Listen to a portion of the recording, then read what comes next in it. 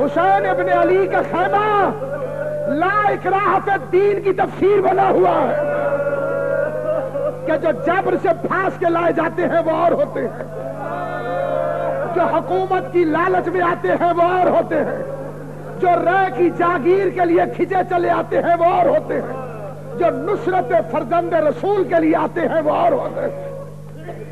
ایک فکرہ کہا دیکھو کل یہاں تلواروں سے تلواریں ٹکرائیں، حسین نے فتح و شکست کا معیار بدل دیا۔ اکثریت فتح کی علامت نہیں ہے، یزید لاکھوں لے کر بھی ہار گیا، حسین مختصر سی فوج سے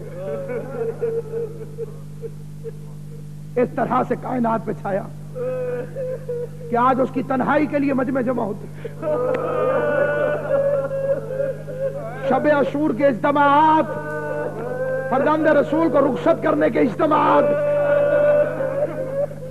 جو رسول کی زبان چوس کے پلتا رہا، جو دوش رسول کا سوار رہا، جو پیغمبر کی زلفوں کو تھام کے جوانی چڑھتا رہا، جو مدینے کی مٹی پہ کم اور رسول کے سینے پہ زیادہ چلتا رہا، جو جوانان جنت کا سردار ہے، جو منیت رسول کے درجے پہ فائز ہے۔ اور حسین نے اپنی تقریر شروع کی، پہلا فکرہ کہا دیکھو یہ میرے دشمن ہیں، انہیں تم سے کوئی دشمنی نہیں، چلے جاؤ یہ تمہیں کچھ نہیں کہیں، کوئی نہیں ہلا۔ دوسرا جملہ، تم جنت کے لیے میرے ساتھ آئے ہو،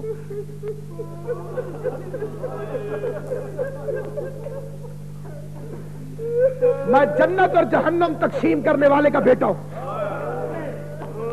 میں وعدہ کرتا ہوں تمہیں جنت دلاؤں گا، چلے جاؤ۔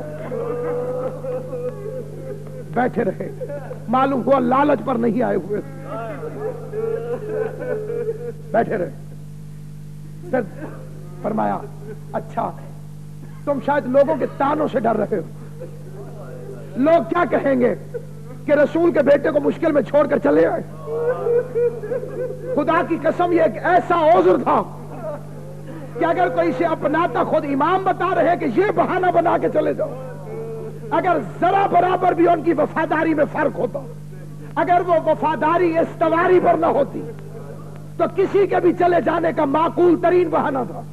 امام نے فرمایا سنو، اب لہجہ سننا امام کا، کہا دیکھو ان خیموں میں تمہارے رسول کی بیٹیاں بیٹھی ہوئی ہیں،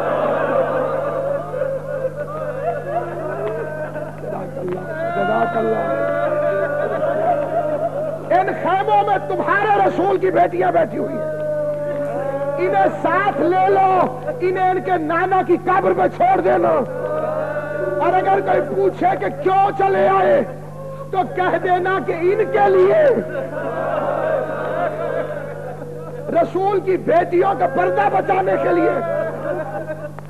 کوئی نہ اٹھا۔ پھر اگلا جملہ یہ فرمایا اچھا تمہیں شرم آ رہی ہے، روشنی میں انسان کی آنکھوں کے اندر روا روی ہوتی ہے، شاید تم یہ نہیں چاہتے ہو کہ میری آنکھوں کے سامنے یہاں سے چلے جاؤ۔ اب امام نے آواز دے کے کہا علی اکبر چراغ بجھا دو۔ حسین کی زندگی کا یہ پہلا اور آخری حکم تھا کہ جو مولا نے ابو الفضل العباس کو نہیں فرمایا، ورنہ طریقہ یہ تھا عباس ہر حکم بجا لائے، عباس خیمے لگا دو، عباس لشکر تیار کرو، عباس خیمہ اکھاڑ دو، عباس یہ کرو، عباس وہ کرو۔ یہ معمول تھا حسین ابن علی کی زندگی کا۔ آج کی رات امام کا لہجہ بدلا، فرمایا علی اکبر چراغ بجھا دو۔ یہ فکرہ میں نے پڑھ لیا اور آپ نے سن لیا، برابر کا بھائی تڑپ گیا، اور عباس حسین کے قدموں میں ماتھا ٹیک کر بیٹھ گئے، روتے جاتے تھے اور کہتے جاتے تھے مولا آج نوکر پر بھی اعتبار نہیں رہا۔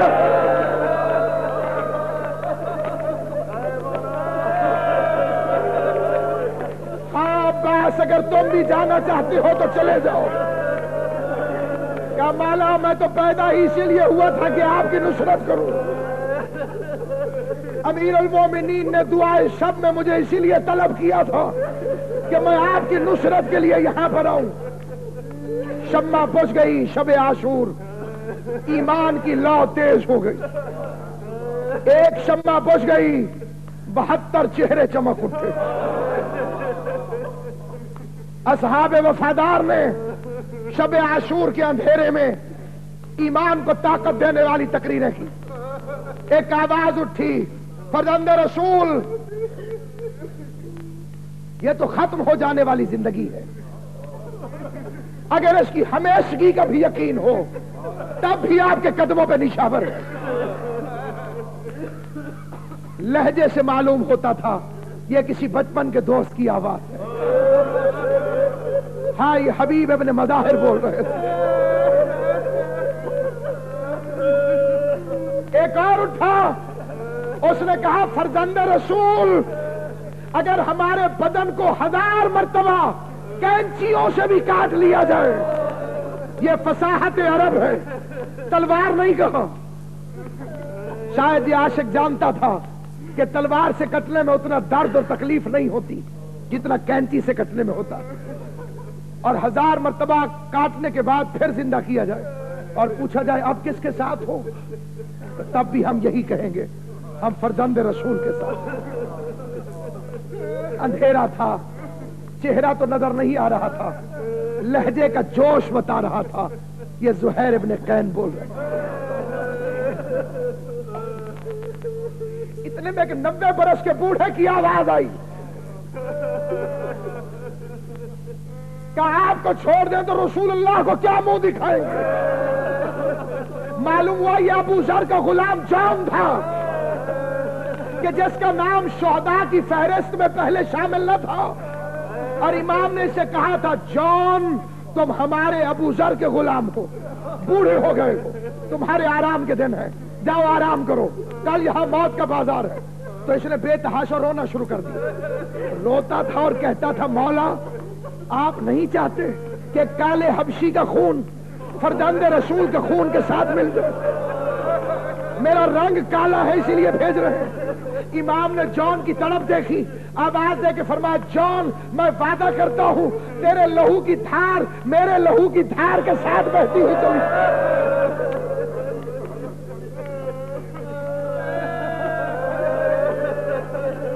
اور کربلا کے شہداء میں 2-4 کو صرف یہ فضیلت حاصل ہوئی جو اس جان کو بھی حاصل ہوئی۔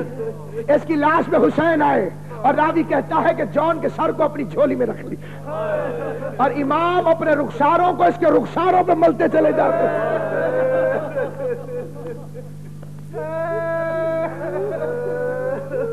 امام زمان زیارت شہداء میں جان پر سلام بھیجتے ہیں، ہمارا سلام ہو ابو ذر کے غلام جان پر۔ شمع پھر بجھی، پھر روشن ہوئی، پھر بجھی، پھر روشن ہوئی۔ کوئی جانے پر تیار نہ تھا، کوئی نہیں گیا۔ حسین اصحاب سے اٹھے اور آج کی رات خیموں کی طرف چلے۔ ہر خیمے میں ایک عجیب منظر ہے، ہر خیمے میں ایک عجیب داستان۔